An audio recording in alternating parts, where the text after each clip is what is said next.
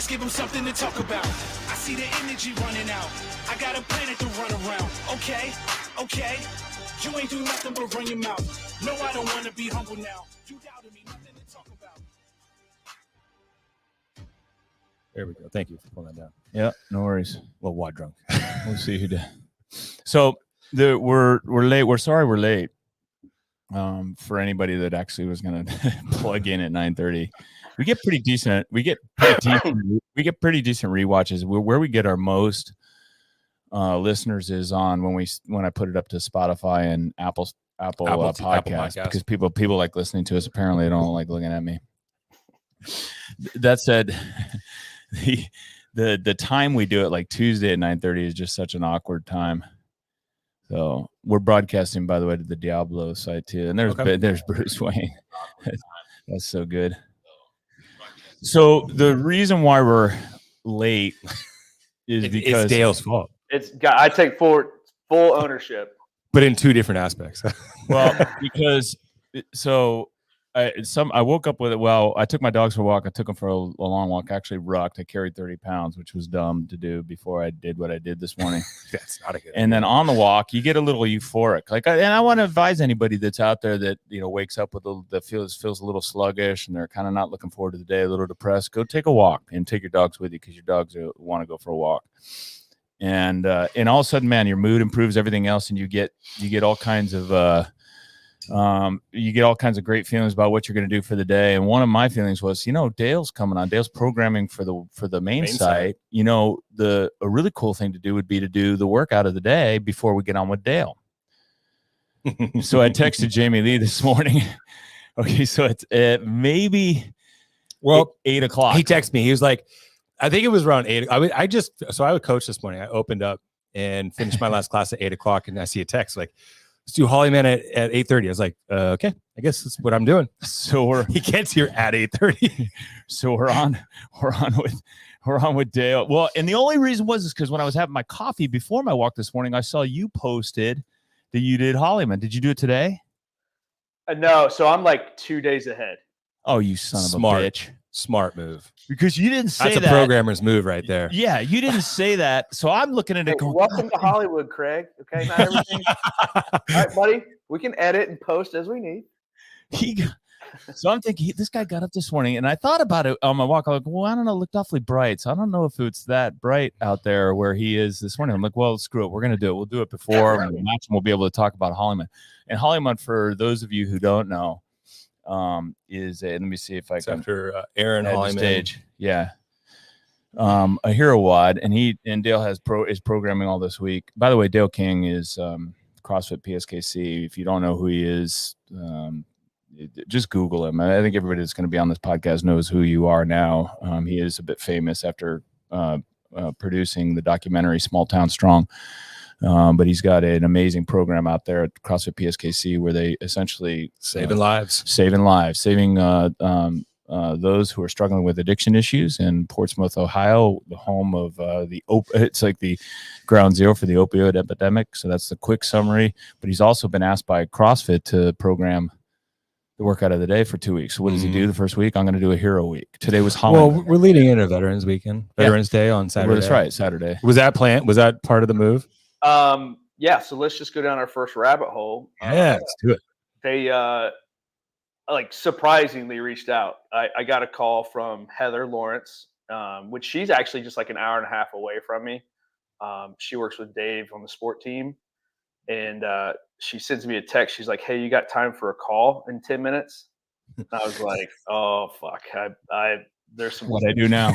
Yeah, I was like, some feathers got ruffled somewhere up at HQ. Yeah. You fired again? Yeah, I was like, fired again. Like, well, I'm not fired, so. She's like, so what would you like to be the next guest programmer? And I was like, of all the things I thought you were going to ask, that was not on the list. So I was like, immediately, fuck yes, I would love to do that. Got all fired up, and then immediately got super fucking nervous. I was like, yeah, right. I was like, oh shit! Like I was like, I did not realize, like, oh, let's just put it out there for the entire community just to fucking rip it to shreds if it sucks. But so I went through like I was traveling at the time, so I had some stuff, and I'm like, that meme of the guy on the whiteboard with all that, the numbers. yeah. And she's like, "We'll be in touch. Just start thinking of ideas." And then they got back to me and they gave me the date time frame. Okay. And it was obviously starting this week. And I was Right. like, "Oh, for years at my gym, we do Hero Week in honor of Veterans Day." And I was just like, reply back. I'm like, "Hey, here's my idea. But before I go too far down the rabbit hole," because they're just like, basically, you can do anything as long as it's not too dumb. Yeah. And to their credit, they're like, "Oh yeah, hell yes, that's a great idea." So here we are on week 1. How much time do they give you ahead of time? Like, when did they reach out to you and say these are the dates that you're going to be working with? I want to say maybe 3 weeks ago. Okay, so relatively quick. I want to say I had a week to get them a draft. Got it. So it's not. I mean, it's not too. Did they share? Did they happen to share like what the weeks prior to that was, like leading up to it? Yeah, okay, sweet. That's really cool. Reach out to like, "Are you cool with it?" Then they send you the prior 2 weeks, because the way it's kind of looking now, it's like guest programmer 2 weeks, main site 2 weeks, guest programmer 2 weeks. Oh, okay. So they'll give you the previous 2 weeks ahead of time to kind of bounce it off. They're basically like bringing it back into their own control and then then just leveling it back out. Cool. Yep. Yeah. So this week, and did they give you any advice on telling people, like when you talk about it, not to do 7 days of heroes if you're new to CrossFit? Do they? But I guess it's never done that. No. I mean, back in the day, when it was but they always program 3 on, 1 off. That's the standard. Well, and so they kind of give you like a very rough guidelines to follow. Okay.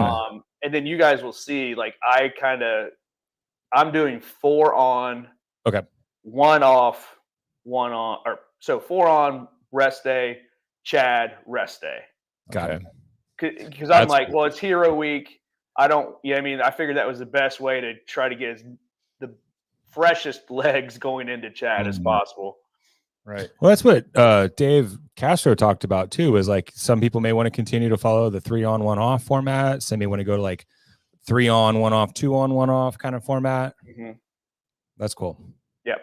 And we only had, they came back on 1 workout for this week, and then they came back on 1 workout next week. And it was just, it was really good feedback. We just changed a few things. Since we're already on Tuesday, actually Hollyman was like a plan B for today. Oh, okay. I originally had Jack. So Jack is a 20-minute AMRAP, 10 push presses, 10 box jumps, and 10 kettlebell swings. Okay. And that's good, man. Yeah, they didn't like that because we're going to be using a box again for Chad. Oh, okay. So I think, okay, well, that's good feedback. You know what I mean? It was more like equipment stuff versus like movement pattern really overlapping. Okay, that's cool. So I was like, yeah, I understand that, and then had Hollyman to throw in there. So yeah, it was a good one. Hero workouts are a unique and distinguished one of the unique and distinguishing characteristics of CrossFit, and they're one of the things that kind of essentially pay homage to the when we got started. And by that I mean CrossFit got started in the era of 9/11, and it certainly attracted a number of law enforcement officers, military, firefighters, military, police, fire, all of those, because it provides a broad and broad level of fitness, right? So the general physical preparedness for all of those things, CrossFit literally is one of the best things you can do in order to prepare for the unknown and the unknowable. And so I think it was a natural thing for CrossFit essentially to start to honor those that were doing CrossFit and then gave their lives in the line of duty. And that's where these come from. Jamie Lee said today, right before we started, and this is something we do at Diablo, whenever we do a hero workout at Diablo, and I would encourage other people to do this as well, is make sure your coaches know who they're doing it for, who the individual is. These are tribute workouts. Yep.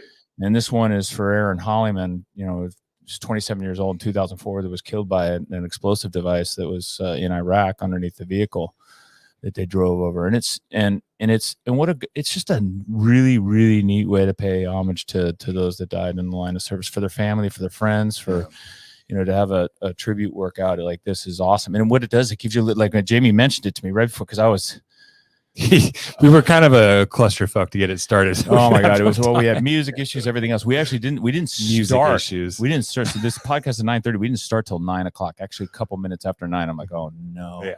I love it, dude. It's like, fuck, we got to get this. Yeah. We're going live. Let's go. So I had to scale. By the way, I was going to compliment you because you did it. You started at 225 and went to 185. And then I started at 165, and even those got hard. At 165, they got hard. I struggle with handstand push-ups, but damn handstand. But man, I thought about Aaron. I had to cap it at 20 rounds just so I could get in here even a few minutes late. So I did 20 rounds in 27 minutes.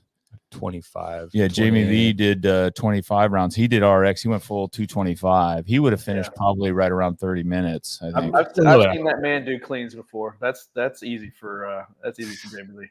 It's the big gymnastics, man. Yeah, the handstand push-ups started to catch up. Holy smokes. Yeah, I started going singles. Like, I should have started this a long time ago. Yeah. I really like this workout choice though, Dale, because it's one of those ones where you look at it and you go, 5-3-1. I can do 5-3-1, and just one power clean. I can do that. And then it catches up to you in the middle, and pretty soon you're standing around a little while. But it also gives you time to reflect because it's so long on what you're doing, why you're doing it. Yeah. And it's neat. It's a great choice. Yeah, it's like 30 rounds, man. I don't give a shit what you're doing. It's like when you start, I'm start clicking them off, and I get like the first 5. I'm like, oh, I'm not even anywhere near. Yes. I went the insurmountable volume that I have. Yes, I can't do that. So I can't write one at a time. I went through and put 15 hash marks and just marked it, like erased it after every 2. And somebody walks by, she's like, "Oh, you only got 3 left." She's like, "Well, shit, I got 6 left." Yeah. So great workout. That's So Dale will be programming through this week and then into next week as well. Are these the workouts that you do at your gym? Yep, we're doing them. Yep, they're just doing. Actually, it's the noon class right now, so they're about midway through it. Are you normally programming for your gym?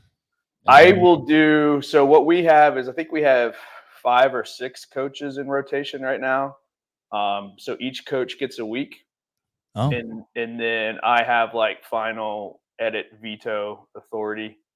And it depends on like what's going on in that point of the year, but they kind of very given like far left and right limits. And it turns into more like professional development for us. Yeah. So like, they submit it to me. I tell them it sucks or it doesn't suck, and here's why it sucks. And and they can kind of learn from it. And then that way it helps them do their own programming for their clients, or it's just I think it's a good, like it's a time suck for sure. Yeah. But for me, it's more about development for those guys.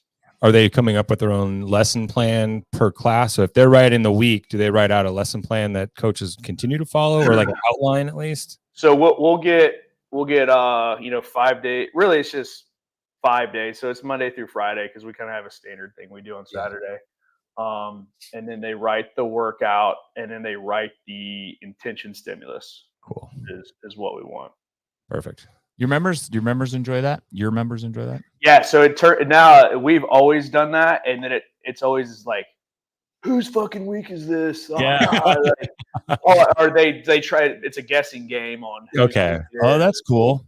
Yeah. And that way too, because there's just everybody has their own flavor. Yeah. Sure. And it gets good variety, and the members really dig it. That's awesome. Yeah, wall balls and power cleans. Craig's programming again. Rowing. Holy crap. Rowing, wall balls, cleans, farmer carries. 3 days in a row. What the fuck? Yeah, what? Seriously, bro?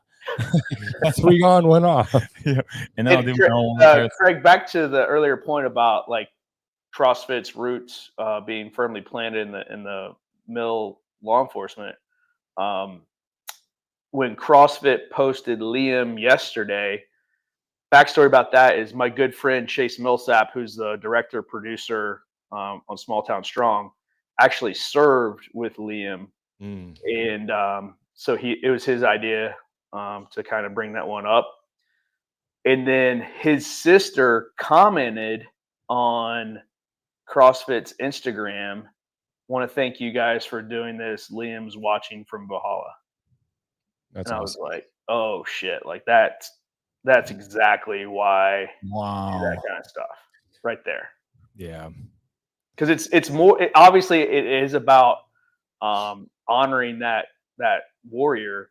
Yeah. But the longer that's me personally, it's gone on since I left the military. It's ensuring the legacy and memory to their family members as well, because they're the ones here. So that it meant a lot. It meant a lot to see that. Liam Nevins, 32, of Middlebury, Vermont. He was killed by small arms fire while conducting combat operations in Afghanistan in 2013. He was assigned to Operational Detachment Alpha, 9521 Bravo Company, based out of Fort Carson, Colorado. His friends remember him as a cut above when it came to fitness. He enjoyed hiking, running outdoors, as well as full gamut of CrossFit movements from Olympic lifting to gymnastics. And he's survived by his mother Victoria, father William, his fiancee Julie Hoon, and his sisters Maeve and Raven. Mm-hmm. Wow. It's so important to just set aside the scores, set aside your time, and I always try to emphasize that going into classes. It's like there is more to this than just what your score is, and honestly, I just don't like even collecting scores, because we always collect the score at the end of the day. And I think the last time we did a hero workout, I was like, you know what? I'm done collecting scores for these. Like I want to really drive home the intention of why we're doing it, and not have people think about what their score is, but more so think about why they're doing it. Mm-hmm. Yeah, man. That's it. And that's, I want to say that's okay, but it's also, I think it's really important. There's people get curious about the cult of CrossFit and what brings us together. And it's things like this. And there's an incredible amount of divide in our country now over the last few years, especially, but even more so now. And this is just an amazing way and I know it happens in our community. You bring people together, and no matter what your background is, what your color is, what your sexuality is, all of that stuff. When you go through and you pay homage to someone that essentially was fighting to keep our country a place where we can have differences of opinion and be different and express those opinions freely without prosecution or persecution, either one. That's what this is about. And it's a really cool thing. And again, it's unique to CrossFit. There's just no other methodology that's doing something like this. Nope. And it was born just simply out of hey, let's do a tribute workout. It's another organic thing, yeah. Right? Yeah, and like it's honestly, I can't remember how long ago we started doing it, years ago. But every year it's like the challenge, just kind of like what you're saying. It's like go 5 for 5 is our whole like mantra that week. Go 5 for 5. If you got to come in and do a double day or come in on the weekend, it's not about the time. It's about getting those 5 workouts in a row. And I'll never forget the first year we did it. I was like, okay, well, this is a meat grinder. Like no one's going to want to. We'll have the standard. No one's going to want to come next week. Yeah, that's 5 and 0 for 5. Yeah. future Dale Staub. But Dale Staub. but it's the highest attended week all year round. Oh wow. Hands down, every year it's the most attended week. Really? And that's when it's Wow. solidified. When you lay a challenge for people, that's what they rally around. Yeah. That's really cool. That's significant. And I think that's a lesson for other affiliate owners, and you pay attention. I think, while we crave humans as humans, and I'll tell people this, one of the reasons why people like doing CrossFit is because internally we crave hard work. Our DNA craves it. We may not mentally crave it, but our DNA craves it. And after we're done with it, we feel amazing. But I also think we crave honor and tribute, right? The ability to pay people back for what they've done for us. And CrossFitters also want to help, and all of that is manifested through their effort in a workout like this. And that's fascinating that it's your most attended week. Just that's like, seriously, I was driving here going, this is the dumbest thing ever to come do this workout this morning after I haven't really prepared for it, and I was dreading it. You said I saw the text. I was like, cool, let's go. Yeah, it's texted Jamie. Not looking forward to the handstand push-ups. I literally sent the text to Jamie, kind of going, okay, if he says no, I'll do it later today or tomorrow or something like that. He was anticipating to say no. 100%. But that's it. That's really cool. And I think that's why it is important for your gym, as an affiliate, to make sure that you're including these things, even if they don't align with your, figure out overall program. Yeah, your overall programming, your overall programming strategies. Figure out how to make it work. Yeah. You're not gonna, Well, yeah, and then we even do every year we come up with little commemorative patches too. So if you went 5 for 5 at the end of the 5th workout, the coach slaps you with the patch that you don't pay for. It's earned. That's pretty cool. And people have years of their little patch collections. That's a cool idea. So it's just another little way. Great idea. Of just challenging them, but rewarding them for what their resilience and ability to stick it out. Because nowhere, I mean, listen, we're preaching to the choir here, but yeah, we are. Nowhere else do you get that. You don't get it at your job. No. Especially if you work for the government, you're rewarded for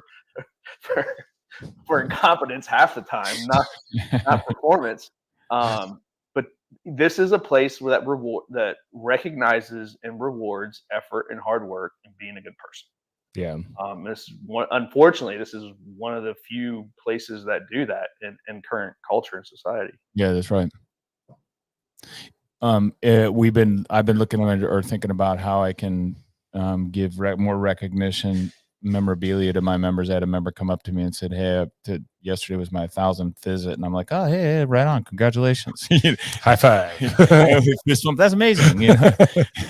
And in my head, I'm thinking, "Oh man, we missed opportunity." Yeah, well, and he says to me, he goes, "I want a fucking banner T-shirt." I like this guy. Yeah. Oh my God. And then he goes, and I want it right up front, man. I want my name and I want my picture on my face on it. I'm like, okay, we're not going to go that far. But I started thinking about it. And then I, of course, then I've been reading about other affiliates that have done the same thing. And they've either got little signature boards where people hit marks or numbers of could visits. Do a T-shirt. Get the press and just... Well, that's what I talked to Yvonne about, is doing a T-shirt. Yeah. But Diablo, in our 17-year history, we've been terrible at this kind of recognition. Admittedly, I have been terrible at this kind of recognition. So what I did, here's what okay. You get an email. I don't know how many members are listening to this, but they maybe shouldn't be listening. We got a few. I'm going to say right here, one of those things that I shouldn't say as the owner while the members are Oh, here we go. Travis to the rescue. Travis is jumping in. He's like, "I got you." So I went and pulled up my visit list. Like, well, let me just see how many people have been over 1,000. Oh, that's a bad move. Yeah, we have over 100 members over 1,000. We have a couple over 3,000. We have it. 30 that are over 2,000. I'm like, oh man, this is going to be a mess trying to figure this out. Wow, dude, that's I want everybody right now to do some back of the bar napkin math. Like that's insane. Yeah. Like that is insane for that many members have that many visits, man. That speaks to you guys. Well, thank you. And now I got to figure out how to how I can give them recognition so that I can retain them, because they're all going to be pissed off, Especially if they're listening to this podcast. Yeah. Let me hide this. I'll hide the relevant information. I'll show you this list. Oh, for how many members? Yeah, I actually have it. I'll pull it up, but I'll pull this up. I'm curious where Miles is at, because when we had Beyond the Whiteboard, we had remember he was like almost 2,000 workouts like posted. Right. This is like in 2011, 12. Let me see. Share screen. He's still here. Yeah, Miles still here. Yeah, I mean, I wonder how many visits he's got. Here we go. First visit report. All right, so let me see if I can blow this up a little bit. Oh, dang. Kathy. Yep. I believe that. Luis, he was on the show a few weeks ago. Yeah. Wow. Yeah, look at this, dude. Look, here you go. There's the recognition. Well done. I'm scrolling down. I'm at 40 members, and we're at 1,400 visits. Jeez. Yeah. Wow. Dude, I got work to do. So then I was like, instantly, I'm like, yeah, we'll give a patch at 100, and then we'll do a patch at 500. And I look at the list. I'm like, there's no way. Oh, I feel Travis, you got any ideas for that? To my Diablo members who are listening to this podcast, I love you all. Thank you for all of the visits. I suffer from ADHD. Things like this are very difficult for me to plan ahead. I'm just learning about Dale giving patches for the Hero Week. We did patches last year for the turkey trot. Yeah, we turkey did. ruck. Yeah, we did. Yeah, we did turkey ruck. Oh, there you boy. go. Yeah, and I can hear it right now that like Kathy Simon's 3,000 visits. All I got is all I got is this fucking turkey ruck patch. Oh my god. Anyways, sorry, we got way off on a tangent here, but I think that I love the recognition like you do here a week, and I'm instantly thinking because every year our charity event, we do Grace, and we find a local charity to give the funds to, patting ourselves on the back. This week was James. Last week was we did it for James Sharonek, who was paralyzed from the neck down after a mountain biking accident. A gym owner. CrossFit gym owner. He had lost 200 pounds, became a coach, not owns a gym, but manages the gym, but his family's taking care of him. Now he's slowly regaining some feel in his limbs. He may end up walking again, but our gym raised like $3,700 for him. And again, there's an opportunity, right? So we did that, and our gym wanted to help, wanted to support, which they did big time, but it'd be cool to have something to memorialize that. Yeah. Like a patch, right? So that's a great idea. Fantastic idea. I'm sure I just stole it from somebody, just so we're all. Well, I mean, that's a good idea. It's good best practices, right? Yeah. Well, and that's, I mean, not to get off on a tangent, and this is, I got to let you talk. Tell me to shut up, Jamie, if I start talking too much. You're starting to sound a little water drunk. Well, I know I am a little water drunk, but I'm getting off on a tangent. This is a good point. Like, Dale is doing something that he probably stole from somebody else. Yeah. And so we get a lot of there are not a lot. We get some affiliate owners that bitch and moan that, CrossFit's not doing enough for them. Why am I paying my $3,000? Yet there is 20 years of content from affiliate owners, and 20 years of content and expertise. Just go to that message board. Yeah, go to the old message boards, go to Facebook groups, Journal, go to wherever CrossFit else, Journal. CrossFit Journal, Google it, YouTube's got everything now. Go to podcasts, listen to this podcast, listen to all the other podcasts. There's so much there's so many ideas out there for affiliate owners who are just getting started on how to on things you can do to grow your business, retain your customers. I'm still gleaning stuff from the community. We don't expect CrossFit to deliver stuff for you to do that. You are in a unique market and you have a unique personalities in your clientele. They're scattered all around the country. I wish they were all in Santa Cruz, but they're scattered. This work from home shit where they all work. All the HQ people work all over the fucking country in their kids' basement, in their basements and stuff. With their phone and they maybe go to a CrossFit gym once a week. Don't expect them. Sorry, that Harold, don't clip that section and post that. I'd just be happy if they do. I mean, but don't expect them to pull content and understand your community and what you're doing. They'll pull the big picture stuff. There's a ton of great CrossFit content, like the Open. The Open, yeah. Well, and not even the game stuff, but I went to CrossFit's website, YouTube page the other day, which is hard to find because they freaking canceled the thing, restarted. So it's not it doesn't have a ton of subscribers. It needs more subscribers. So tell all your community to subscribe to it. But there's some amazing videos there. But don't count on them to know your local market. However, you could reach out to other affiliates that might know similar things about your market and get tons of ideas and content. Like, speaking of an idea, Dale, the Gauntlet, how did that become? Like, was that an idea from another affiliate, or? I mean, that was like. By the way, will you please tell people? So if you watch Small Town Strong, the documentary, one of the themes throughout it, the underwriting theme is the preparation for the Gauntlet workout at the end. Can you tell us what the Gauntlet is and then how you came up? That's a great question. Yeah. So the Gauntlet is our annual summer competition. It's really the only competition we do all year round. Started in 2010 as like an individual comp.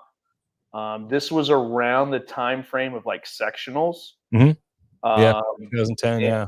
And so my first experience was like going up to Columbus and volunteering for Rogue when they were building out sectionals up there. And it was like Bill was just making up all the shit to do. So he was programming it? Yeah, Bill programmed the whole thing.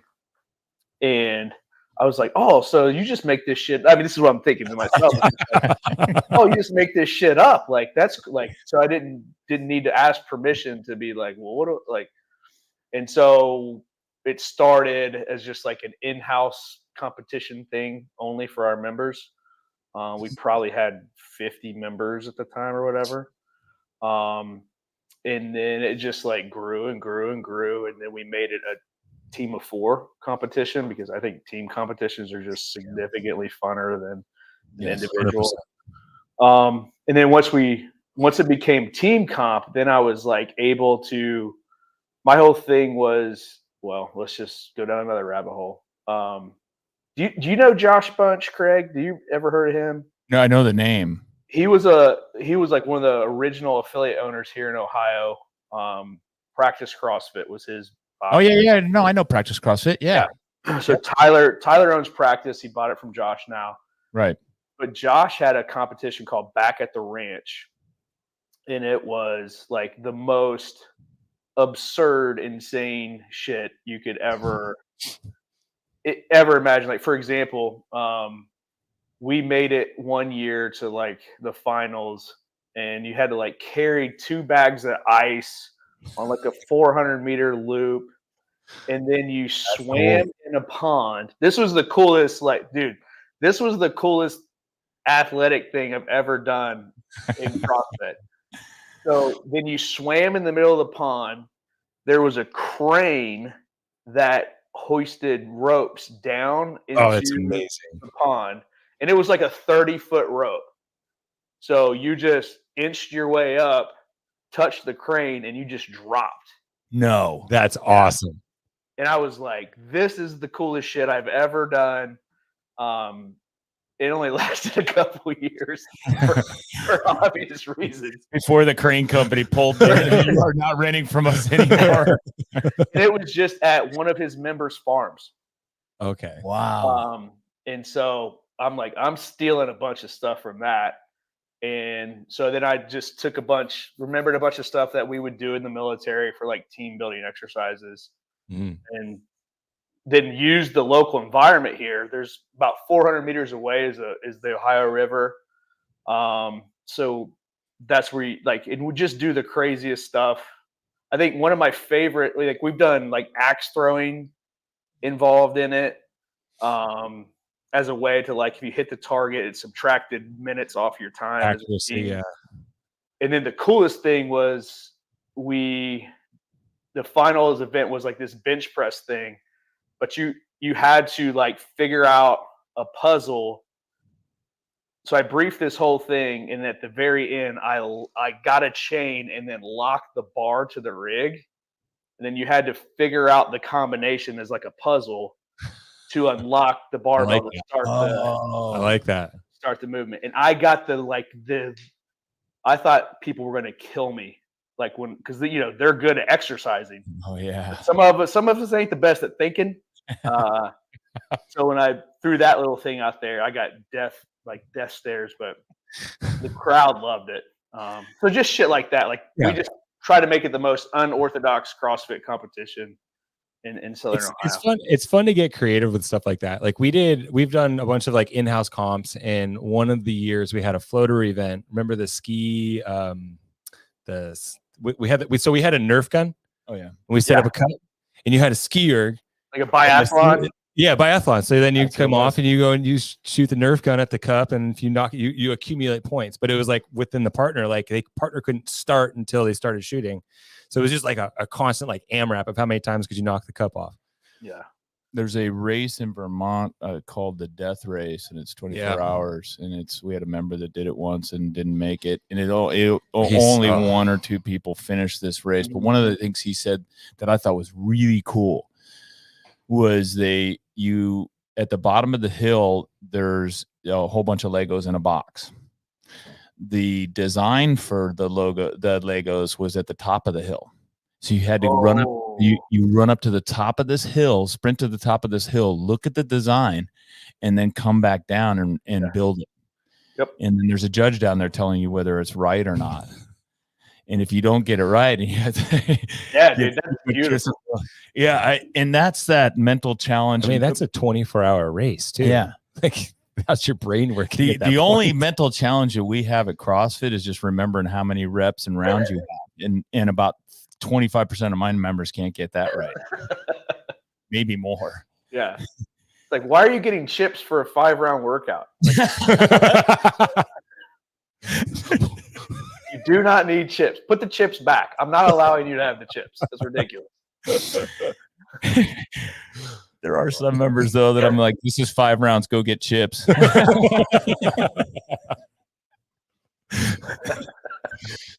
Oh, God. Oh, my God. That's cool, though. So that's how the gauntlet. Okay. And yeah, man. But nobody told you how to do that, right? You had to figure that out as an affiliate owner. You had to figure that out on your own. Way to bring it all the way back around. You're right. That's exactly right. These are things that you do on your own, and then it becomes sometimes it becomes if it doesn't go well, you don't repeat it next year. Yeah. So this year, we built these like a high jump kind of whatever that thing is that they jump over. I was like, dude, I want like heavy ass hay bales. And we're going to do like an 8-foot. So ladies had to do a 6-foot, and then guys had to chuck this sumbitch over an 8-foot. And then I was like, oh, that's perfect. Because then if they knock the PVC pipe over, it doesn't count, and everybody gets all pissed and frustrated. On paper, it was awesome. After the first heat, the hay bales were destroyed. Destroyed, and I was not accounting for those hay bales to be destroyed. Luckily, it was we call it a not so serious division. Yeah. So we're like, audible, and we just got heavy D balls instead of hay bales, and we were able to make a change on the fly. So that's cool. Yeah, it works great until it doesn't sometimes. And what I'll tell affiliates that are thinking about coming up with crazy competitions like this, the first year or two that you do it, or the wild, or the ideas that you have, just don't put CrossFit's name on it. We don't need it. I don't need the shit out of it. Do not. Like, yes. Like, this is what people don't. And the film kind of showed a little bit. A really good point. But don't just test an event. Test the events in the order that they're going to do it during the day. Like, don't and fine tune it as you go, and don't present that product until it's been wire tested. It's a smart move. That's really, really good advice, because there's affiliates that try stuff And I know how that happens. You get busy, you get everything else. You're like like Dale said, hey, that this looked really great on paper, but then he called an audible. And don't be afraid to call audibles either.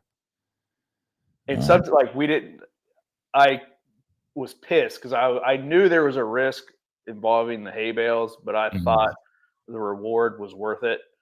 Yeah. Sure as shit, it just like pinched me in the ass. Yeah. It was worth a shot. It's a learning experience. Yeah, and that's the thing is this collective knowledge, and then we'll do like a after action report after everything, and learn from there. And somebody will present an idea, and I'll be like, "Well, in 2014 we tried something similar," and then somebody like almost killed themselves trying to do that, and always never underestimate the stupidity of a CrossFit athlete doing something. Or even just their general understanding of what you're doing. Right. Like you might have something complex, and if you haven't run through with somebody that doesn't know what it is or what isn't part of the design, it's an easy way to miss. If you present an obstacle as a challenge, they may not use the smartest way of overcoming that obstacle. You just be like, holy shit, I never would have thought somebody would do that. You didn't say I couldn't do that. Exactly.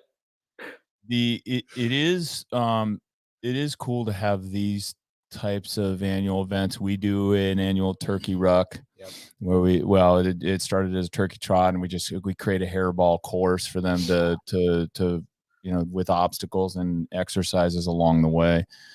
But it's something that people look forward to. And then it's another, again, I look for as an affiliate owner, I try to think, I try to make it as dumb as possible for myself and my wife to do this.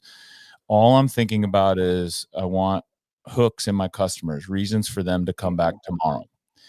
And the turkey trot and creating an event like that for us, and now it's a turkey ruck, is a cool way to get people excited. And not only that, and I knew one something I want to ask you about the gauntlet. For our turkey ruck that we do, they can bring their friends and family. Mm-hmm. And it's a way for everybody to get to know each other, hang out, have coffee, talk, and it's casual. But then it's also a unique challenge that they want to come and do on Thanksgiving Day. We close the gym. Is your gauntlet open to anybody, or is it members only? No, it's actually the way it's gone now is we may have one team from the gym do it. Oh wow! Really? Everybody else wants to volunteer and work it. Oh, okay. So everybody would rather volunteer and work the event than actually compete in it, because we'll have everybody from like Cleveland, Ohio, down to Lexington, Kentucky, want to come do it. That's cool. That's really cool. Yeah, and now we've always kind of historically. Now, honestly, it's becoming more of an excuse to have a party. So now, like, we get bands and stuff, and my buddy owns a bar up the street, and so we always flood the bar afterwards, and there's a band playing, and so now everybody, the out of town folks will plan to stay that night, and then everybody just kind of hangs out. The competition is an excuse to hang out. Is all is all it really is. That's really there are few events within the CrossFit world now where we can that really speaks to what created the growth of the games. Part of the reason why the growth of games, growth of competing, is because it was an opportunity for CrossFitters from all over to get together. Yeah. Yes. One of the reasons originally that we loved going to sectionals and to all the local events, and we'd set up tents, we'd hang out all day, we would drink beer and whatever else.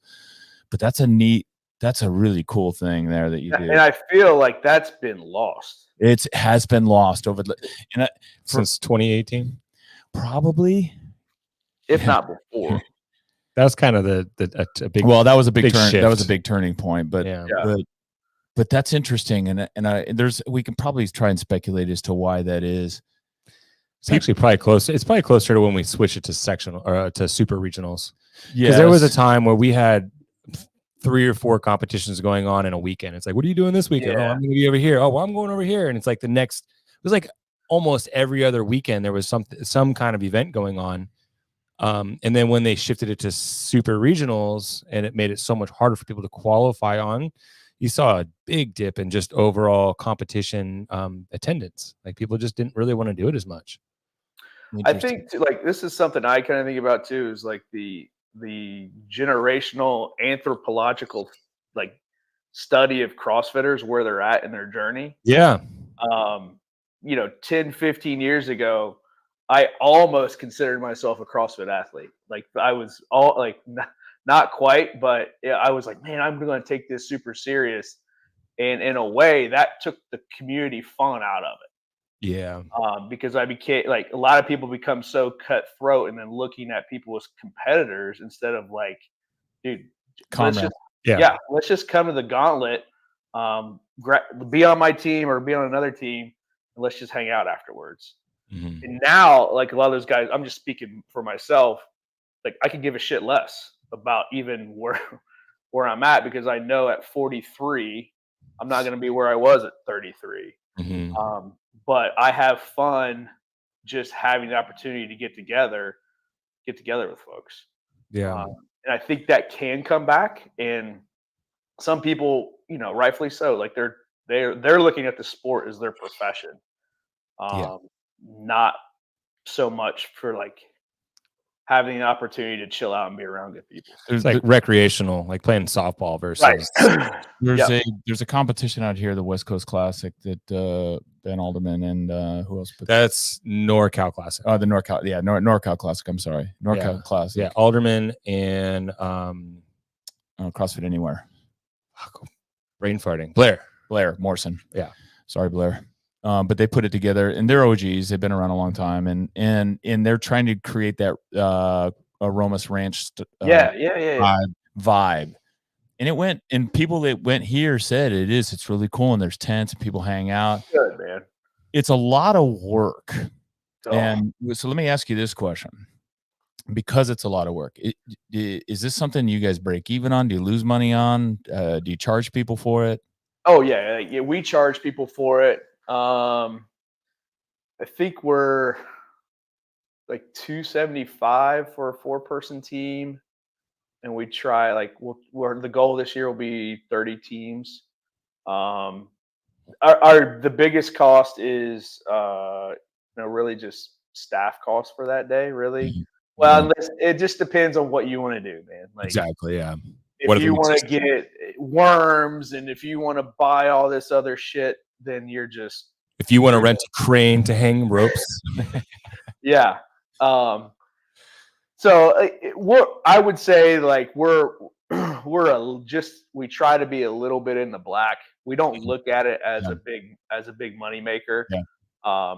If we lost money, honestly, we wouldn't do it. Okay. But you got you had those event organizers like Ben and Blair. I look at them and I'm like, man, I hope they're making some money, because I remember what we used to do. At one point we were doing 4 competitions a year. Organized competitions. Yeah. And man, they were a lot of work. That was also part of the fact that we had an equipment company. So it was an opportunity for us to kind of set up a store and sell shoes and barbells and stuff. Yeah. We've gone up and down, but like this is it. Like this is our annual event. And we don't we do get some sponsors from the community that pitch in to like do little advertising pieces with us.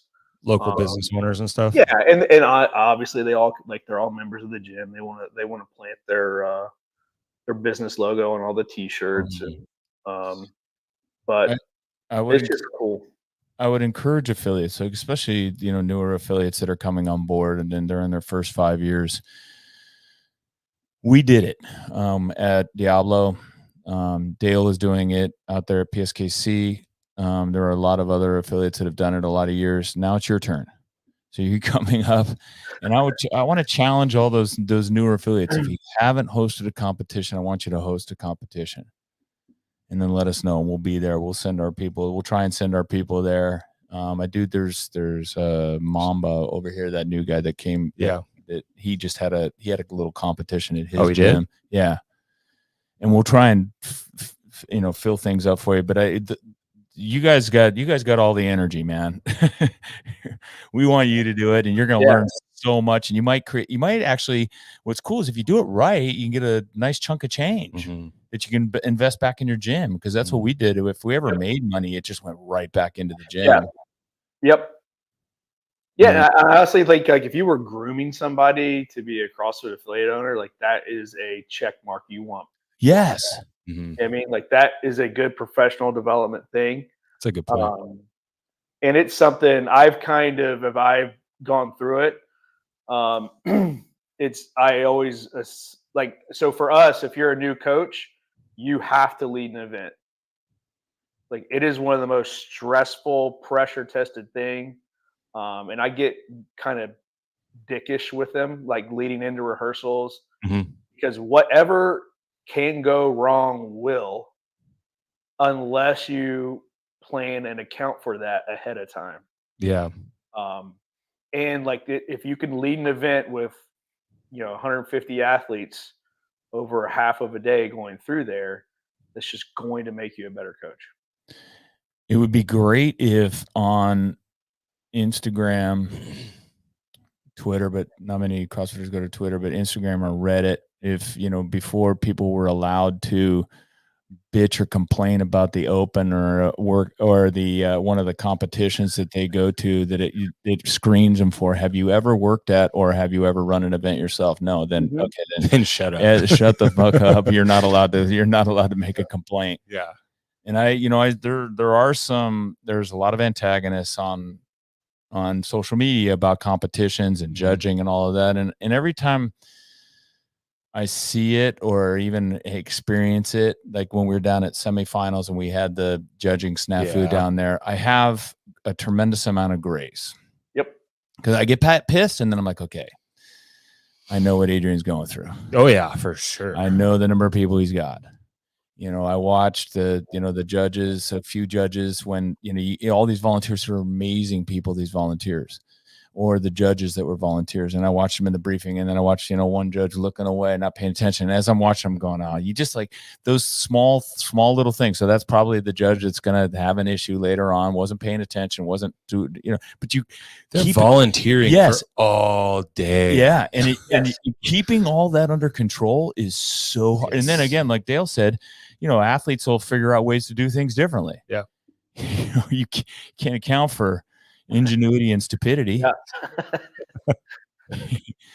and so going through that as a new affiliate owner, or even a CrossFit level 1 coach or level 2 coach, is spending some time in that arena. You'll get a deeper understanding and appreciation, which will help make it better for everyone, rather than just going online and saying, competition sucked because.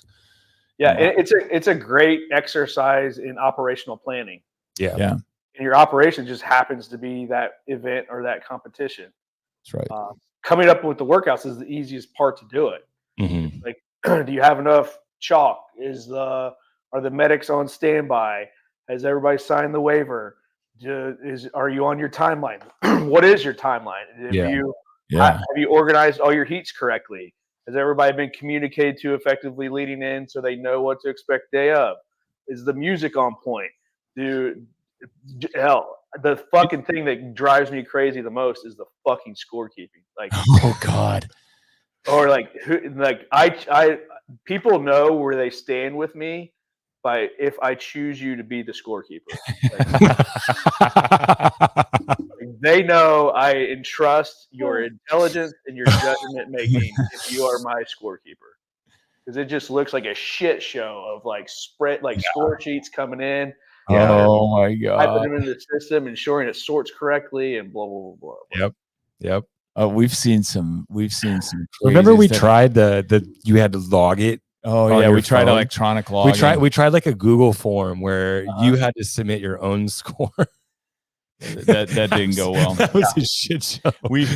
There was one local competition here, and it was really big. It was the Contra Costa Throwdown. Yeah. The guy ran a great competition. A lot of new people, and he would have. It was a big event. There's a lot of 200 to 300 athletes competing. It was out of school too, so he had the whole school set up. Yeah, and he had gone through a divorce like 6 months prior to this most recent version of it, and his ex-wife got got a hold of it got into the scoring system game day. Fucked it all up and decided to mess with the scoring system. Like these are things you So cannot bad. plan. Now, honest to God, this happened Yeah. where the ex-spouse got into the scoring system to purposefully disrupt the scoring system in the middle of the competition. And this poor guy, I won't name his name. Yeah. This poor guy, man, he literally was in full-blown tears. Yeah. He's going through some shit. Yes. And then that pops off. Oh, and the whole 200 athletes, no scores. Like, oh, and he salvaged it. Yeah, he did. We salvaged it. We said, okay, here's what you're going to do. Here's how it's going to go. Poor guy. Yeah. But that's the kind of thing that can happen at competition. I think it's important I think it is important because I think these competitions add a tremendous amount of value. Again, like I said, we're coming back to our original point. They bring people together to celebrate CrossFit and what we do. Kind of like an affiliate cup could do. Kind of like an affiliate cup could do. I got some ideas. Yeah. So because Dave reached out to me about an affiliate cup, and Dave Castro is genuinely trying to bring back the feeling of the affiliate cup and the true affiliate cup.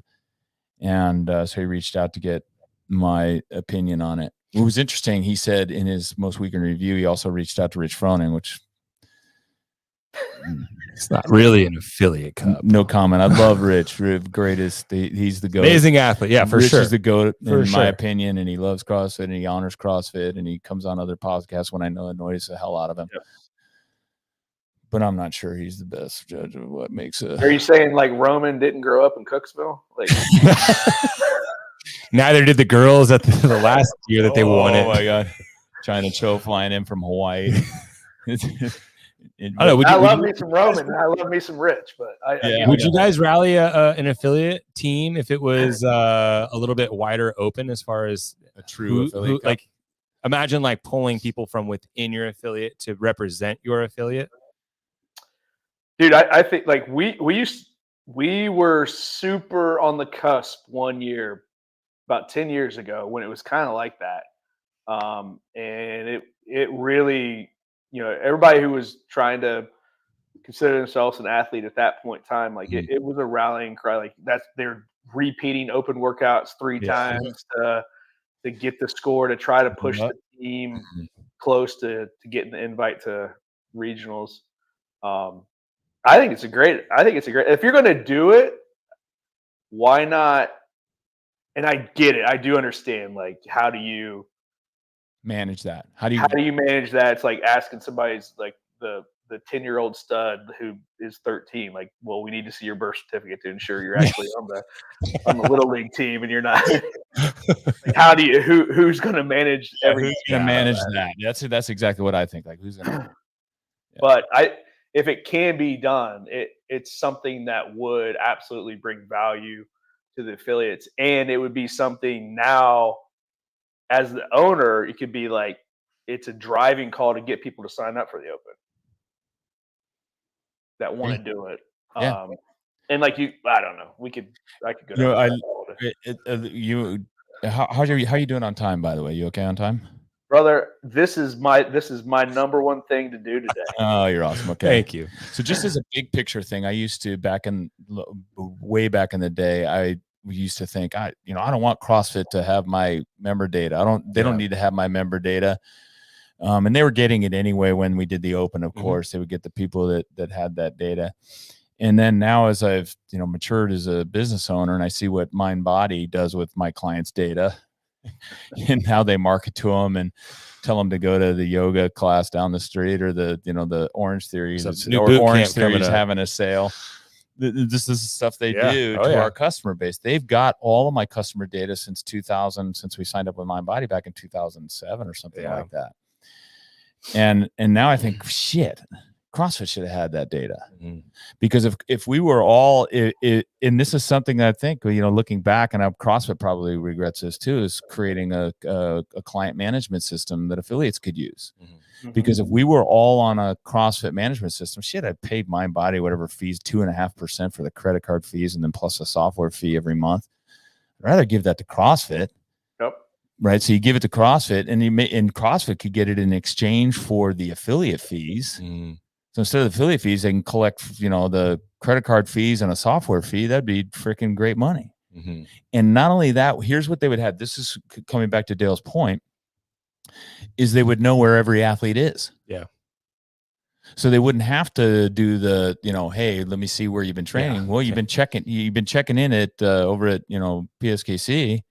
It looks like you've been there checking in there for 6 months. You can be on that team. Mm-hmm. If we were all on the same software. Mm-hmm. And not only that, CrossFit would probably have a higher valuation because they got all the data, because that data is so valuable. Mm-hmm. CrossFit has all these people that have done that. You look at all the people, if you take from now and you look all the way backwards, from now back to 2002, and you look at everybody that's done CrossFit, I'm wondering how many people does CrossFit have the data on for all those people? And that's, it's got to be a few million people, maybe more, but I'd have to guess it's over 1 million have done CrossFit, and CrossFit probably has about 25% of those people's data, meaning name and an email address of that. And they yet my Body, Zen Planner, Wodify, they have it all. Those three combined. Mm-hmm.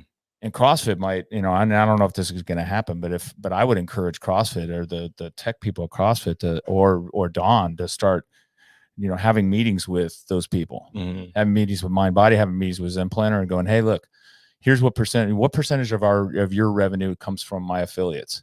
I want that data. Mm-hmm. I want that information. There's something there, because that data is very valuable for CrossFit in terms of marketing and growing the company. It creates an incredible valuation, and maybe take some heat off them to produce revenues that that we know that everybody knows they're under.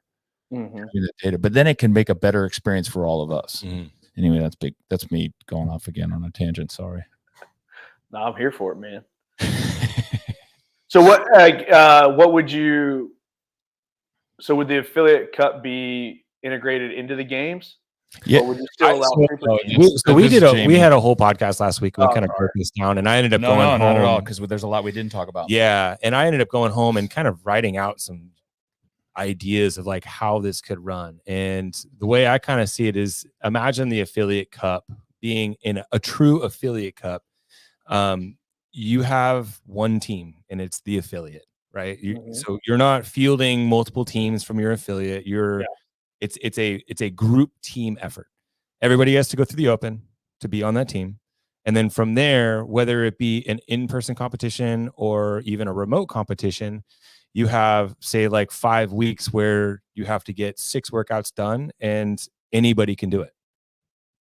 Some of them might be individual workouts. Some might be 3-person workouts. Some might be pair workouts. It just varied up. Mm-hmm.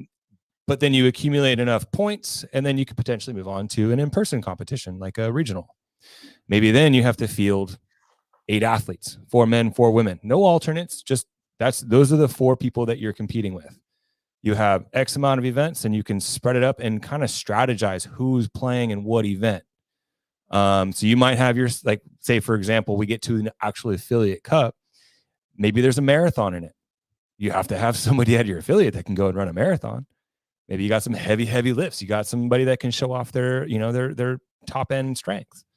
And then you have, the more couplet, triplet type environments where you just have to be able to work together, kind of like the old school affiliate cup. Jamie's idea is you allow, again, it gets a little bit away from CrossFit, the methodology.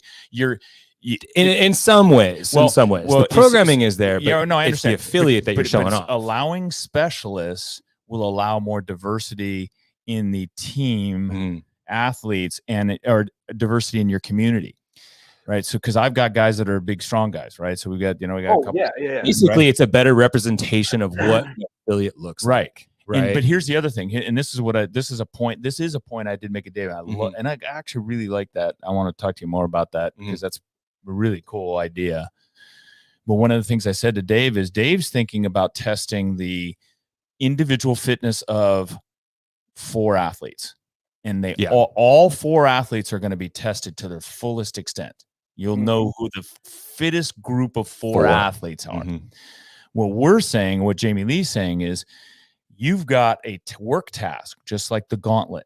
right? You've got this work has to be completed. Now Yeah, you need and you let the team figures out how to get it done. let the team figure out Exactly. how to do it. So you're not actually testing the individual fitness of all 4 athletes. You're saying, get that work done. I don't care who does the work and how they do the work. Mhm. Yeah, I support that because that's exactly how we program for it. It's like we do some event is going to be a little higher gymnasticy skill kind of thing, and then we're going to let the big boys eat with some more weighted weightlifting stuff. But it's the team that is the most well-rounded collectively Mhm. that typically always finishes. Yeah. Look at work. What happens at work when you got a project and you pull people together at work, or your team of people at work. Look what happens in the military when you got a, you want to take you got a certain initiative that you got to accomplish, or you got, a strategy that that has to be completed. You got to pull together, and you got to take your team members as the unit leader. You got to take your squad, and you got to put the sniper in this role for protection of everybody, so that everyone else can go out and do their work. And then the people doing the work, you want the fastest person that can lift the freaking sandbags and move those sandbags out of the way, or build a place a cover. Mhm. Like you're going to put all the right people in all the right jobs. Yep. And if everybody has equal skill sets, certainly then it's less decision making for the coach. But here's the other part. This is the part that I think is important. This is something I want CrossFit to start doing. It increases the value of the coach. And coaching is I was getting ready to say the same thing. Yeah. Yep. Because coaches are super important in CrossFit. Look, we want people to get to level 1, level 2. The coach is the most important person in my affiliate is who's coaching, the quality of that coach. Mhm. Well, why can't it be the same thing for the teams? Yeah. Have a really, really good coach there. And, I say even mic them up and let people listen to absolutely. them. Listen to them. I mean, it kind of goes back to what Dale was talking about with, it being a pressure test. Yeah. It's a good way to kind of develop. And, if you have something like this that, maybe we are showing off the top affiliates in the world, or even just the countries, it's an opportunity for, like you said, coaches to kind of get a little bit more exposure and experience dealing with multiple, multiple group environment. Yeah. So what's your thoughts on, would that team need to show some sort of verification that they all worked out in a place for 6 months or 3 months, or like what's your requirement? honestly, That's the I think hardest that is fucking thing. the hardest thing, but it comes back down to you need to be registered at that affiliate. Maybe you're a member at that affiliate. And at the same time, you might have one, say for example, you have somebody that's a games athlete and you've recruited them to come to your affiliate. They're not going to be able to do all the events, so it's like you're spreading out the talent where you have to kind of strategize. You might have one person doing 2 events and Yeah. kind of like 2 out of 10 events, Or just make it to be to be a team to be fire away. the Let's hear team it. competition. Like you actually have to fucking work out at an affiliate. Yeah. Let's start I mean, in the grand scheme of things, that is the idea. and if you can't be independent, like how about you actually have to work out in a CrossFit affiliate? Exactly. And so like any of these like big training camps that are going, like how many of them are actually training out of an affiliate? Hey, this isn't a team event. This is an affiliate event. If you have my vote, all athletes that are at the CrossFit Games have to work out at a CrossFit affiliate. I'm a 100%. Yeah. If this business is faltering, as some people have claimed that attendance is falling off, certifications for L1, L2 are falling off, then it is all fucking hands on deck. Yeah. I'm not going to spend the next 5 years, 10 years with business falling off, propping up fucking games athletes so that they can get followers on Instagram and then leave us and, go on a Rogan podcast and not mention us. Hypothetically. I'm not going to do that. It's everybody on board. Reddit, go sign up for an affiliate, your local affiliate, go there and be there a couple days a week to train. Yeah. And you know what happens when you have a high level games athlete that actually works out an affiliate? That fucking affiliate goes crazy for them. Yes. I mean, absolutely insane. Like we had a guy here at a gym down the street who started here. He made it to I guess, was it regionals now? I can't remember. Semifinals. Yeah.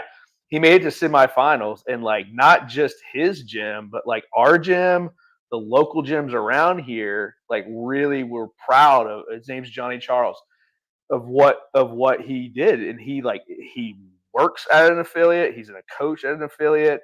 He's not, you know what I mean? Like that's what it's all about. Yeah. Alessandra Pacelli has been here her whole career. Yep. And now she coaches here. And people are just new people join, or other people come from other affiliates. Yeah, I was gonna say they drop in, want to get pictures. Is that Alessandra? Can I get a picture with her? And that is so awesome. It's awesome for Diablo. It's awesome for Sandra. It's awesome for CrossFit. Yeah, too. and it's amazing for CrossFit. And if I had my way, if I was in charge, I think that's an absolute requirement. This is who we are. And you know what? If you put that requirement and an athlete balks back on it, fuck them. Like that tells you exactly who they're out for.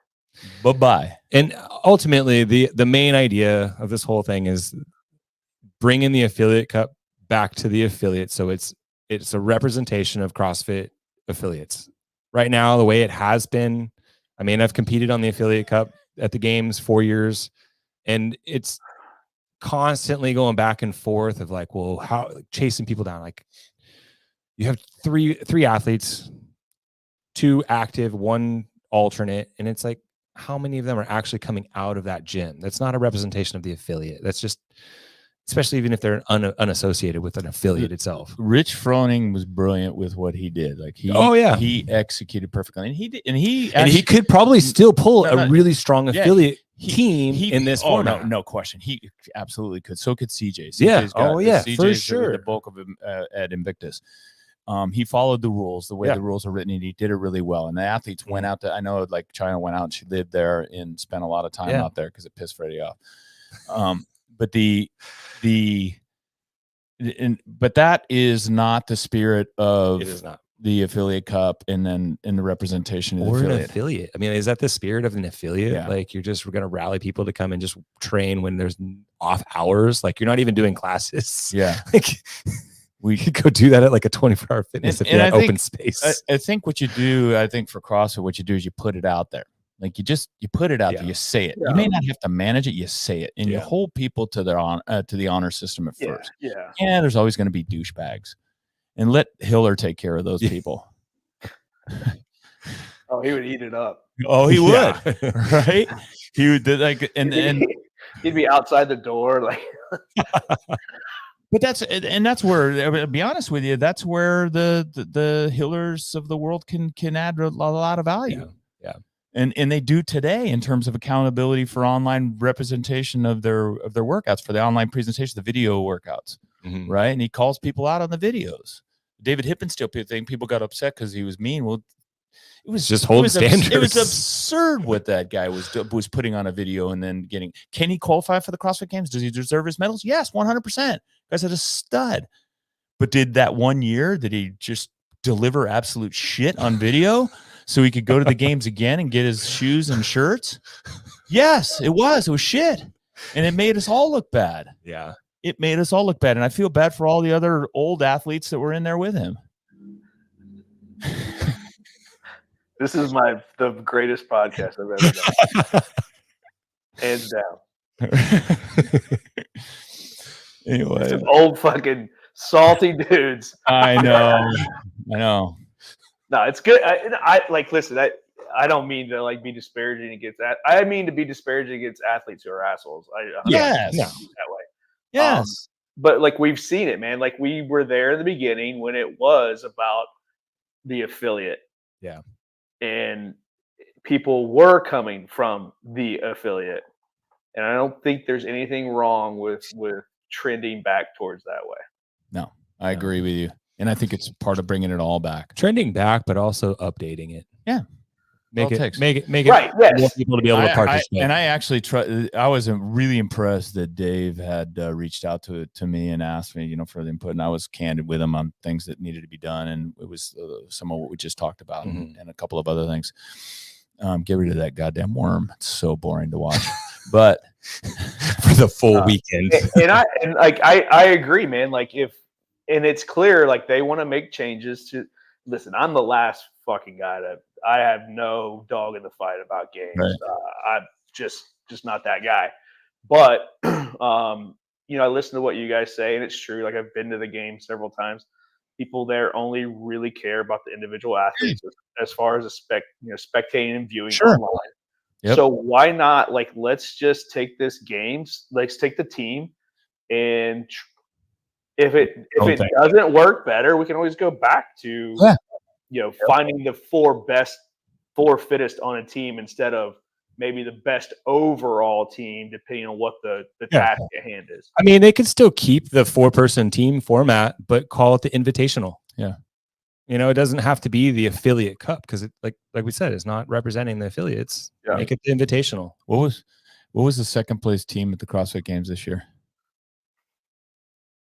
That's a good question. Exactly. Yeah. Yep. What was the first place team? I only. I was going to say that. I don't even know. You could ask that. But it's just like I think it would just be so much more exciting because you'd have more people from your affiliate buying into it. That you'd have more fans of the sport. Yeah. You'd have. It's just. I think there's just a lot of room for growth that way. And like, hey, all these the training camps are great. I mean, they service a need, but every single training camp should be an affiliate. That's Agreed. Right. 100%. Hands down. That's like, I get it. Like, to be involved in that, you should fly that banner. Yep. Mm-hmm. And you're going to sell your programming anyway. Now you got the CrossFit affiliate under it. Mm-hmm. You may as well support CrossFit, and CrossFit will support you back. Instead, here's what they do is they go online and they bitch about, this competition wasn't that good, or the judging was good, or why are they doing this for the athletes? They don't give them enough time. They're traveling too far. It's too expensive. There's a long list of stuff that they've got. Oh, I didn't get my revenue fee from my jersey with my name on it, even though I came in 25th place. Dude, there's 10 jerseys. How come I didn't get my $5.50 in commissions from Noble? Sorry. You know what, man? Here's what we're gonna do. Every single person that bitches, and every athlete that bitches about it, you're gonna come to my gym, and I'll let you coach if you got your level 1, and you're gonna coach a class. You can choose. We can work with the counseling center. We'll go to their gym, and you'll see guys coming in with fucking boots and jeans on, who are happy with the fact that they're working out. Yeah. Or we're going to go up the road to the correctional facility where guys are fucking doing 400-meter runs and slides in the freezing fucking cold and are absolutely thrilled and grateful that you are there coaching them for at least a month. And then you can go back and complain about how terrible your situation is. I love that idea. Love that. Give them some perspective. Yep. Like, because it's not. And meanwhile, Dale's doing that, and all those people are coming in and they're learning about CrossFit. And then you know what they're doing when they get out and they're in their life, they click on you and they follow you, and they're looking at what you are doing, the athlete, right? So Dale's taking those people, he's changing their lives, improving their lives, and then he's making them fans of CrossFit and fans of the CrossFit Games. And dude, like, the fact that I'm guest programmer is I don't even, that's something that would amaze me happen. But the cool thing is, like, several of my clients like screenshot the shit to me, or guys that I've worked with in the past are like, holy shit, dude, like, I can't believe like you're the guy that got to do that. Big time. And I was like, dude, like, it meant a lot that it was that important to them. Yeah. To your point. Yeah. How's the documentary doing? Changing gears. Great, man. Great. Loved it. So thank you. The outpouring from the community has been it's been great, dude. We're getting messages every day, just from people. Like, the most important. Here's the best story, hands down. We have a member here. He's like our oldest guy. He's 75. He's an old Army vet. His name's Robert. Just one of the greatest guys that we have here. And the other couple weeks ago, we were doing this stupid 24-hour long max meters on an erg deal. And sure shit, like, Robert comes in at like 8:00 at night to help pitch in and rack up some meters. And in between, we're all sitting down, and he goes, my buddy Chase was here too, who directed the film. He goes, I finally got to watch the documentary, and he's like tearing up a little bit. This is like watching Clint Eastwood kind of like tear up, you know? And he's like, I know you guys don't know a lot about my background, but unfortunately, I lost my son to overdose. Oh, And watching that film was able to kind of give me peace with the situation. And I was like, oh shit, man, like that's why we made it. You know what I mean? Like just to get messages like that, and then just to be able to, like, the first 2 days we were out, like we hit #1 on the iTunes charts there for a little bit, and it's been great. And then just stuff like that, man. Like that's why we did it, just to make people more aware, and understand it's not a to kind of alleviate the stigma, and then get people to understand, like, hey man, CrossFit's a viable solution for where is it? Where is it showing? Where is it showing now? So anywhere that you can rent or download online. So Apple TV, Amazon, YouTube, wherever, just search Small Town Strong and you can rent or buy it now. Okay, Highly recommend I it. saw it on Amazon Prime, and it is powerful. Yeah. And I don't want to give anything away, but it really tells the story of the impact of the opioid crisis on America, and especially on small towns in Middle America. And it's really tragic, and it really gives you perspective on why we have to be more vigilant with our pharmaceutical industry and pay attention to this stuff, because it clearly they have the chemistry to make this stuff incredibly powerful for good purposes, right? We don't Right. want to see someone with cancer, Yes. spending a year, suffering in pain, while they're dying. So there's reasons for these things, but there's also significant opportunities for abuse, and it's epitomized with the abuse that took place at the prescription level and on the user level in Middle America. And it's tragic what happened and how it impacted it. But here's the cool story: is what it really underlines the value of a community united together in health and fitness to bring people back from that edge where other things have not worked. Yep. Opioid addiction is incredibly complex. There's been a lot of money thrown at it by a lot of different organizations, a lot of nonprofits that are dedicated to it, and few have worked. But Dale is doing it, and he's doing it through CrossFit, and it's really remarkable. And that documentary spells out and punches you in the face. It's going to punch you in the face. Yeah. And it was funny when you had Greg Glassman on. He's like, here we all are talking about it, and we're dancing around we're not trying not to spoil it for people. Yeah. But it's going to punch you in the face. You're going to be partway through the movie, you're going to be going, what? Wait a minute, what? Yep. Yeah. And it's sad, and it's powerful, and it really helps you understand it. So you guys, can you give some love to the people that kind of put that whole script together and organized it all so that it came out as good as it did? Yeah, I mean, there's a handful of people. Honestly, dude, the production and business side of it is a case study of it. It all happened inside the affiliate. Like Wow. worlds collided. My good friend Chase Millsap is the producer director. His wife is a producer on it. She was born and raised here in Portsmouth. They met out in LA 10 years ago. Wow. During COVID, they wanted to get the hell out of LA, so they moved here. Chase started coming to the gym pretty regularly and would just kind of carry around a camera for about 4 years and collect footage here and there. And then we got two more executive producers, David Harden and Sharon Shindell. They're out in LA, and they were awesome. more from like a relationship advisory role. Because it was Chase like running and grunting with his brother. This is like complete like hillbilly like incestuous thing that we had going on because his brother is an award-winning cinematographer for National Geographic. Oh wow. So when we made the decision that we were going to do this and do principal photography last summer, so the summer of 22,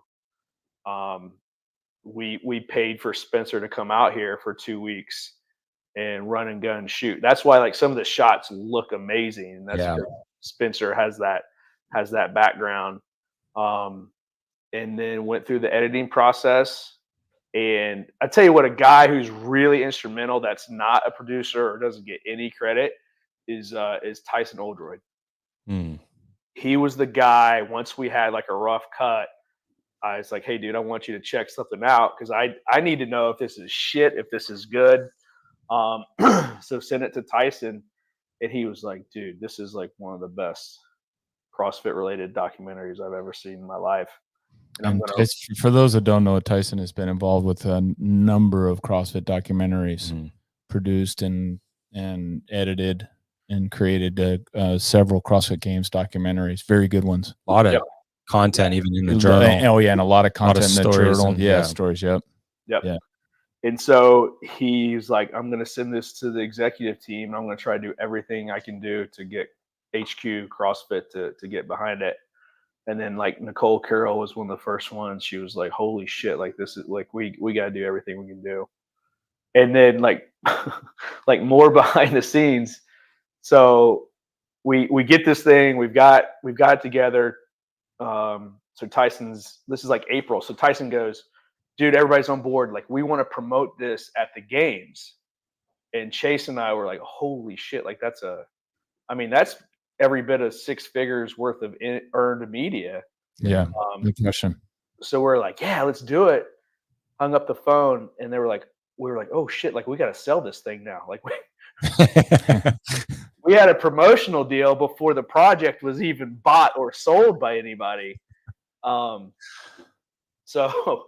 So we went, and then luckily we got a distribution deal through a company called Nacelle, and they're a distributor for the film. And here we are, dude. It's phenomenal, and it seems to be gaining momentum within the community. Yeah.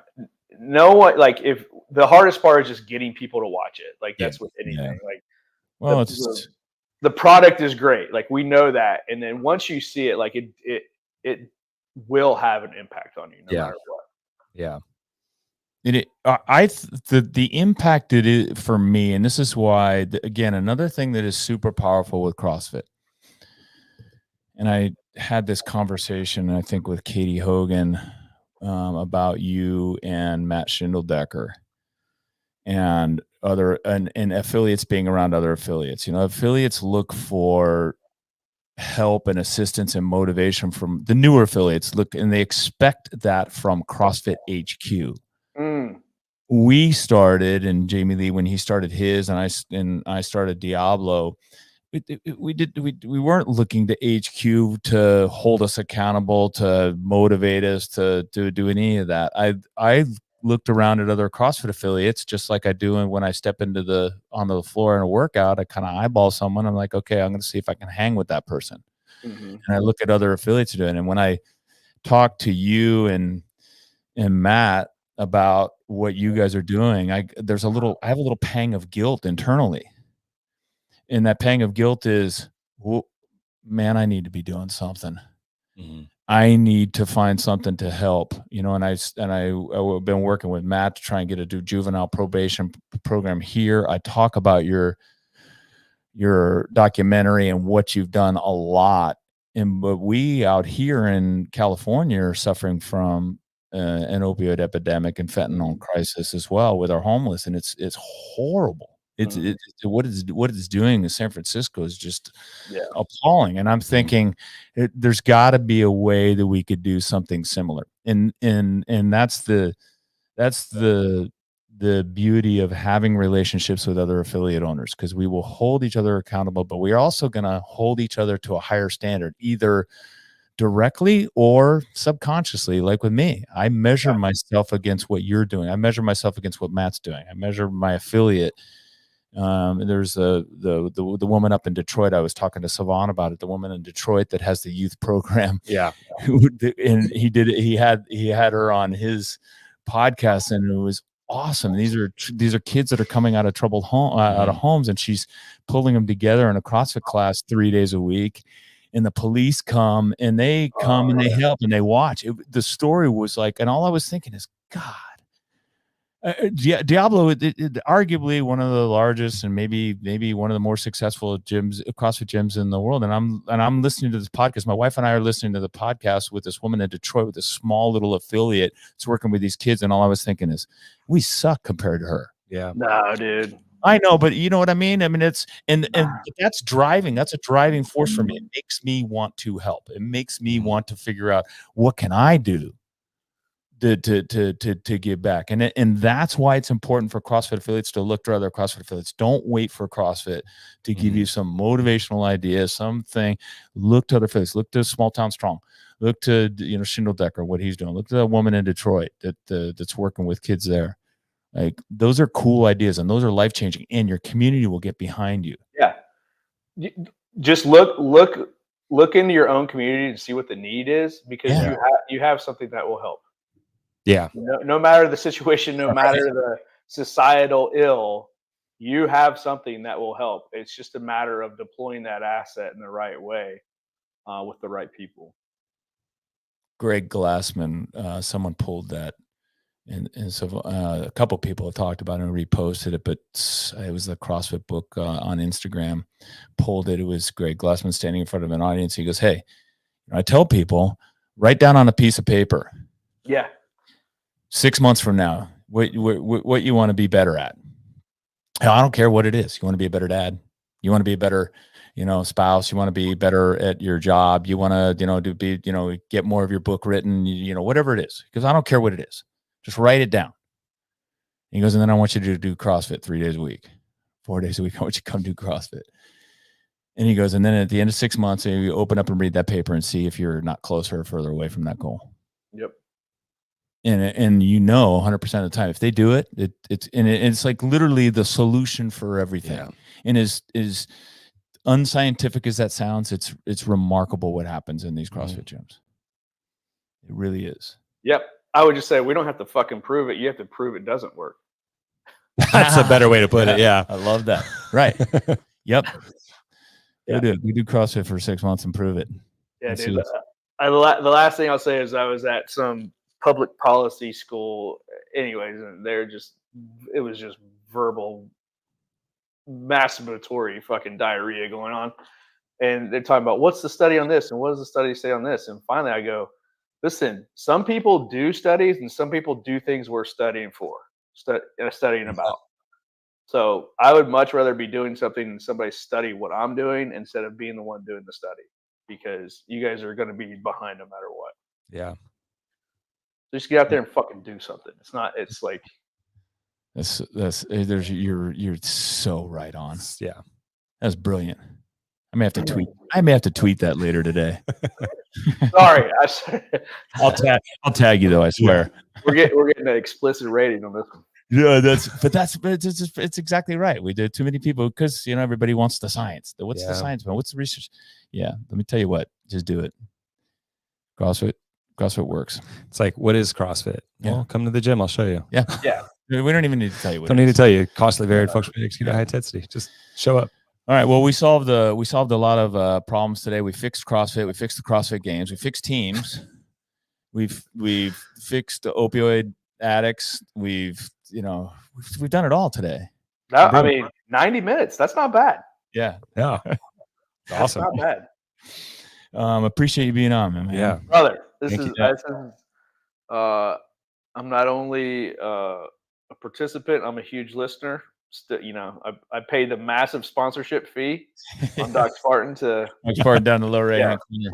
My favorite business negotiation ever is like, we agreed to something, and then Craig goes, "Well, how about half of that?" I was like, deal. Sold. Yeah, if I can help Doc Spartan, that's awesome. I You guys appreciate you guys. Doc Spartan Seriously. how you're Yeah. tying that all together is brilliant, by the way, too. And everybody will get it. If you watch the documentary and you'll see what Doc Yes. Spartan's all about. By the way, buy their products. We love the Doc Spartan, especially the combat ready ointment. That is fantastic stuff.